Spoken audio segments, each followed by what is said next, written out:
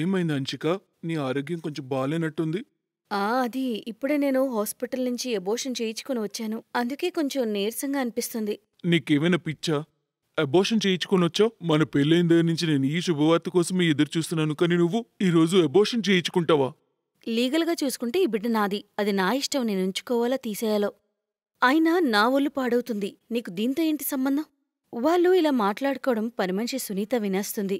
నేను చూస్తే ఒక దురదృష్టవంతురాల్ని. పిల్లల కోసం ఎన్ని పూజలు చేస్తున్నానో. ఈ అమ్మగారు చూస్తే అబోర్షన్ చేయించుకుని వచ్చారు. శివయ్య, నాకెప్పుడు ఇలాంటి అదృష్టాన్నిస్తావు? ఇలానే కొన్ని రోజులు గడుస్తాయి. ఒకరోజు అంచిక అత్త రమూల స్వీట్ డబ్బా పట్టుకొని వస్తుంది. ఇదిగో అమ్మాయి, నెయ్యితో తయారు చేసిన మోతీచూర్ లడ్డూలు తిను. పక్కింటి కమలా ఇచ్చింది. నాకిప్పుడు నాన్నమ్మయ్య అదృష్టాన్ని కలిగిస్తావు. ఏంటో ఈ కాలం పిల్లలు. ఓఫో, ఇప్పుడు మీరు కూడా స్టార్ట్ చేయకండి అత్తయ్య. నేను మీకు చాలాసార్లు అర్థమయ్యేటట్టు చెప్పాను నాకు ఈ పిల్లలు గిల్లలు వద్దని. నాకు మీలా ఒక బెలూన్లా పొంగిపోవాలని లేదు. 55 సంవత్సరాలకే 60లా ఉంటారు మీరు. నాకు జిమ్కి లేట్ అవుతుంది. మీరే తినండి ఈ లడ్డూ. కాలం గడుస్తుంది. ఒకరోజు ఇలానే జిమ్లో అంచిక ఎక్సర్సైజ్ చేస్తుండగా సడన్ గా కలుతిరి కింద పడిపోతుంది. వాళ్ళ ఇంట్లో వాళ్ళకి ఇన్ఫార్మ్ చేస్తారు. వెంటనే ఆమెనొక అంబులెన్స్ లో హాస్పిటల్కి తీసుకువెళ్తారు. అక్కడ డాక్టర్ ఇలా అంటారు, కంగ్రాచులేషన్స్, మీ ఆవిడ తల్లి కాబోతుంది. వద్దు, నాకు ఈ బిడ్డొద్దు. ఈ రోజే నాకు అబోర్షన్ చేయించండి. అంచిక, ఈసారిగా నీ అబోర్షన్ గురించి ఆలోచించావా? నేను నీకు విడాకులు ఇస్తాను, అర్థమైందా? ఆ భయంతోనే అంచిక అబోర్షన్ చేయించుకోదు. దేవుడి దయవల్ల అక్కడ సునీత కూడా ప్రెగ్నెంట్ అవుతుంది. ఆమె బిడ్డను చూసుకుని చాలా ఆనందంగా ఉంటుంది. నెలలు నిండుతున్నప్పుడు కూడా సునీత ఇంట్లో పనంతా చేసేది. అక్కడ అంచిక మాత్రం బెడ్ మీద కూర్చుని రోజంతా విశ్రాంతి తీసుకునేది. ఒకరోజు అంచిక అత్తేలా అంటుంది, అంచిక, నువ్వు రోజంతా ఇలా బెడ్ మీద కూర్చొనే ఉంటున్నావు. అంత విశ్రాంతి మంచిది కాదు. అలా లేచి కాస్త నడు. నేను కదా ప్రెగ్నెంట్ని. మీరు ఇలాంటి జ్ఞానం నాకివ్వకండి. ఇక్కడి నుంచి వెళ్ళండి. ఇలా 9 నెలలు గడుస్తాయి. మరియు వాళ్ళ డెలివరీ డేట్ కూడా దగ్గర పడుతుంది. సునీత గవర్నమెంట్ హాస్పిటల్లో ప్రసవిస్తుంది. మరియు తల్లి బిడ్డ క్షేమంగా ఉంటారు. కాని అంచిక డెలివరీ మాత్రం సి సెక్షన్ అవుతుంది. ఆమె కొన్నాళ్లకు ఇంటికి వస్తుంది. ఒకరోజు, అయ్యో, నా కన్నెందుకు ఇంత ఏడుస్తున్నాడు? రా, పాలు తాగుదు గాని. సునీత, నువ్వు వాడికి పాలు పట్టి పట్టి ఎంత వీక్గా అయిపోయావో తెలుసా? వాడి కోసం బయట పాలు తెస్తాను. వద్దు వద్దు, తల్లిని పక్కన ఉంచుకొని బయట పాలు ఎందుకు తాగుతాడు? అయినా తల్లిపాలు పిల్లలకి చాలా చాలా ఆరోగ్యకరం. ఇంకోవైపు అంచిక బాబు ఏడుస్తూనే ఉంటాడు. కాని ఆమె దగ్గర తీసుకుని పాలు పట్టదు. ఏం కష్టంరా బాబు, ఎప్పటినుంచి లోడా లోడా అలా ఏడుస్తూనే ఉన్నాడు. వీడి ఏడుపు విని నాకు తలనొప్పొచ్చేసింది. అరే, కొంచెమైనా ఆపు. అంచిక, వాడు ఆకలికి ఏడుస్తున్నాడు. నువ్వు పాలు పట్టకుండా ఏంటి మాట్లాడుతున్నావు? నీ వల్ల నా ఫిగర్ పాడైపోయింది. ఏదో కొంచెం ఉంది అనుకుంటే ఇంకా పాలు పట్టి ఇంకా పాడు చేసుకోమంటావా? వాణ్ణి నువ్వే చూసుకో. కొన్ని రోజుల తర్వాత సునీత పనిలోకి వస్తుంది. సునీతకి ఇంట్లో పనంతా పిల్లాన్ని వెనక్కి కట్టి చేసుకునేది. అలసిపోయి ఇంటికి చేరిన తర్వాత వంట చేస్తుంది. ఆ తర్వాత కొడుకు మాలిష్ చేయడానికి కింద కూర్చుంటుంది. అక్కడ అంచిక మాత్రం జిమ్ మరియు ఫిట్నెస్ అని వాటి మీద శ్రద్ధ చూపుతుంది. పిల్లడికి మాలిష్ కూడా చేసే టైం ఉండేది కాదు. రోజు రోజుకి తన పోషణ సరిగ్గా అయ్యేది కాదు. అందుకని నిశాంత్ బాబుని తీసుకుని డాక్టర్ దగ్గరకు వెళ్తాడు. మీ బాబుకి మాలిష్ మటుకు చాలా అవసరం. ఒకవేళ చేయించకపోతే అవుటివాడు అయిపోవచ్చు. ఆ మాట విన్న నిశాంత్ కంగారు పడతాడు. సాయంత్రం బాబు ఏడుస్తూ ఉంటే అంశిక జిమ్ నుంచి వస్తూ ఆ బాబు మీద అరుస్తుంది. ఓఫో, ఈ పిల్లాడు ఎప్పుడు చూసినా ఏడుస్తూనే ఉంటాడు. వీడికి చెవుడు మరియు నోరు పోతే ఎంత బాగుంటుంది అనిపిస్తుంది. నీ పీకప్ పిస్కిల్ అనిపిస్తుంది. ఇది విన్న నిశాంత్ గట్టిగా చెంప మీద కొడతాడు. మరియు ఆమెని, ఛీ, ఎలాంటి అమ్మవు నువ్వు? నువ్వు అమ్మవు కాదు, డాయిన్వి. సొంత బిడ్డ గురించి అలా ఎవరైనా అంటారా? ఈరోజు నీ వల్ల వికలాంగుడు అవుతాడు. తన భర్త మాటలు విన్న అంచిక చాలా బాధపడుతుంది. మరియు ఆమె నిశాంత్ని క్షమాపణ కోరుకుంటుంది. నన్ను క్షమించు నిశాంత్, చాలా పెద్ద తప్పైపోయింది. నా సొంత బిడ్డ వికలాంగుడు అవడానికి నేనే కారణం అనుకుంటున్నాను. అమ్మా, ఇప్పటికీ లేట్ అవ్వలేదు. ఆ బిడ్డకు తల్లిపాలు పెట్టి రోజూ మాలిష్ చేయించండి, సరిపోతుంది. ఈ విషయంలో నేను మీకు సహాయం చేస్తాను. ఆ రోజు నుండి అంశిక తన బిడ్డను చాలా బాగా చూసుకుంటుంది. మరియు సమయం చూసుకుంటూ తల్లిపాలు పడుతుంది. దానికి తోడు సునీత సహాయంతో మాలిష్ కూడా చేస్తుంది. కొన్ని రోజులకి తన బిడ్డకు పూర్తిగా నయమవుతుంది. ఆకాంక్షలో ఉన్న మరియు బిడ్డతో చాలా బావుంటుంది. మరియు ఆమె తన బిడ్డని చాలా ప్రేమిస్తుంది.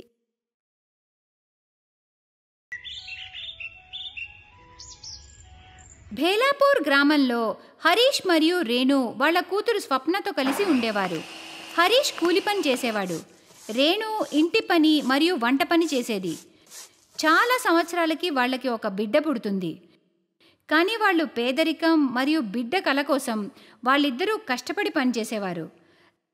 దాంతో స్వప్నకి ఇంట్లో ఒక్కరితే ఉండాల్సి వచ్చేది. స్వప్న రోజంతా మట్టిలో ఆడుకుంటూ ఉండేది. దానివల్ల ఒకరోజు తనకి జ్వరం వస్తుంది. రేణు ఎప్పట్లాగా పనికి వెళ్లే ముందు స్వప్నని హత్తుకోవడానికి వెళ్ళినప్పుడు స్వప్న ఒళ్ళు వేడిగా ఉంటుంది. తన నుదిరిపై చేయి పెట్టి చూడగా తన నుదురు చాలా వేడిగా ఉంటుంది. అయ్యో దేవుడా, చాలా జ్వరంగా ఉన్నట్టుందే. ఇప్పుడు నేను పనికి ఎలా వెళ్ళాలి? ఈరోజు వాళ్ళ ఇంటికి బంధువులు వస్తున్నారు. నేను వెళ్ళకపోతే తను చాలా కోపడుతుంది. అయినా సరే ఒకసారి కాల్ చేసి చూస్తా. తను తన యజమానురాలికి ఫోన్ చేస్తుంది. హలో అమ్మగారు, నేను రేణుని. నా కూతురికి చాలా జ్వరంగా ఉందమ్మా. ఈరోజు నేను సెలవు తీసుకోనా? చూడు రేణు, నీకు పర్మనెంట్గా సెలవు కావాలంటే సూటిగా చెప్పు. ఇలా రోజు ఏదో ఒక సాకుతో సెలవు అడగకు. పనికి రావాలంటే ఇప్పుడే రా, లేదంటే వచ్చి నీ జీతం తీసుకుని వెళ్ళు. లేదమ్మగారు, నేను ఇప్పుడే వస్తున్నా. నన్ను పనిలోంచి తీసేకండి. రేణు స్వప్న కడుపు నింపేందుకు ఏమీ చేయలేక స్వప్నకి టాబ్లెట్ వేసి తనని జ్వరంతోటే వదిలి పనికి వెళ్ళిపోతుంది. అప్పుడు యజమానురాలు ఇలా అడుగుతుంది. నిజంగానే నీ కూతురికి జ్వరంగా ఉందటే? ఏ తల్లైనా సెలవు కోసం తన కూతురికి బాలేదని అబద్ధం చెప్తుందా అమ్మా? నిజంగానే నా బిడ్డకి చాలా జ్వరంగా ఉంది. ఈరోజు నన్ను త్వరగా పంపించండి అమ్మా. లేదు లేదు, పొద్దున్నుండి నా కొడుక్కి అస్సలు బాగలేదు. అందుకే నేను వాణ్ణి చూసుకోవాలి. అది కాక ఇంటికి చాలామంది బంధువులు కూడా వస్తున్నారు. నువ్వే చూసుకోవాలి. నా ఇబ్బంది కూడా అర్థం చేసుకోండి అమ్మగారు. పనికైతే వచ్చాను, కానీ నా మనసంతా నా కూతురిపైనే ఉంటుంది. చాలు చాలు, ఇక ఏడు పాపి పనిచేయి. రేణు పాపం కళ్ళల్లో నీళ్లు పెట్టుకుని మనసులో బాధతో చింతిస్తూ పనిచేస్తూ ఉంటుంది. ఇంకొక వైపు యజమానురాలు బెడ్పై కూర్చుని తన కొడుకు రోహన్ని తన ఒళ్ళో పడుకోబెట్టుకుని టీవీ చూస్తూ ఉంటుంది. ఇలానే 20 ఏళ్ళు గడిచిపోతాయి. స్వప్న మరియు రోహన్ ఇద్దరూ పెద్దవాళ్ళవుతారు. రేణు ఇళ్లలో పనిచేయడానికి వెళ్తుంటే స్వప్నకి చాలా బాధేస్తుంది.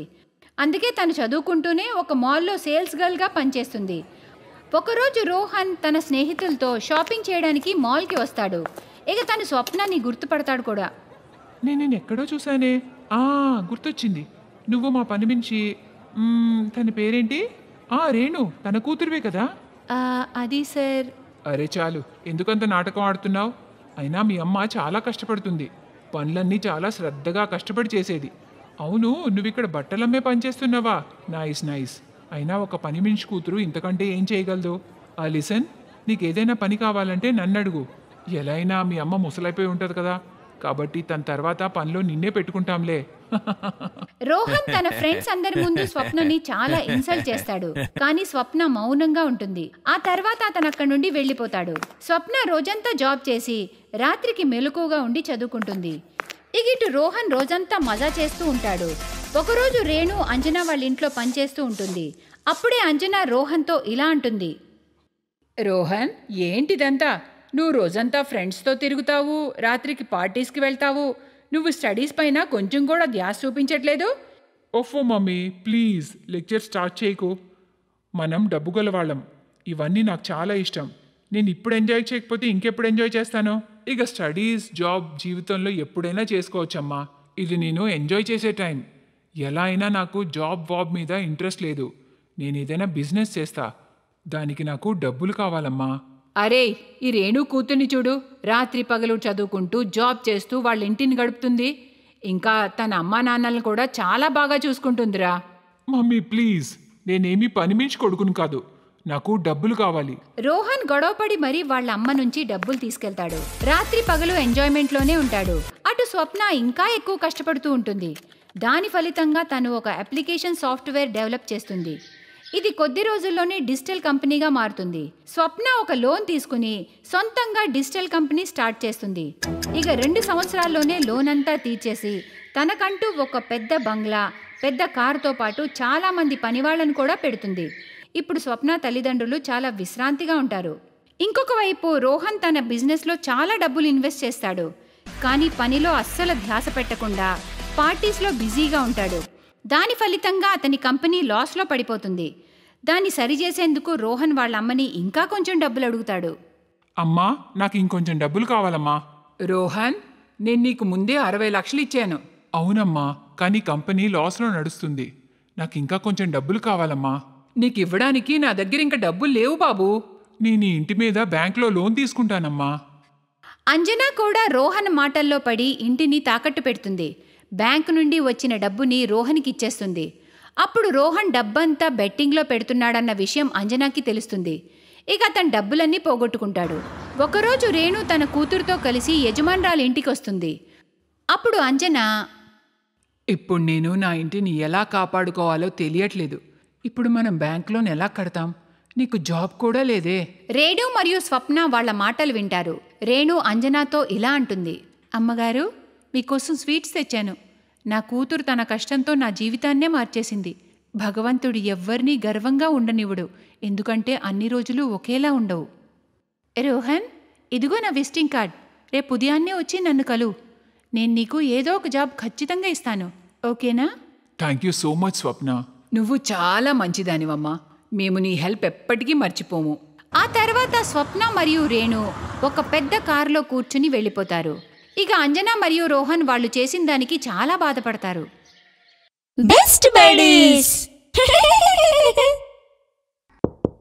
హలో ఫ్రెండ్స్, ఈ వీడియో చూసినందుకు మీకు ధన్యవాదాలు. ఒకవేళ మీకు ఈ వీడియో నచ్చినట్లయితే దయచేసి లైక్ చేసి సబ్స్క్రైబ్ చేయండి మరియు ఈ వీడియోపై కామెంట్ చేయండి. ఇంకో విషయం, షేర్ చేయడం మర్చిపోకండి. ఇలాంటి మరిన్ని వీడియోలు మీరు చూడాలనుకుంటే కిందనే ఉన్న బెల్ బటన్ని నొక్కండి. చూస్తూనే ఉండండి బెస్ట్ బడీస్.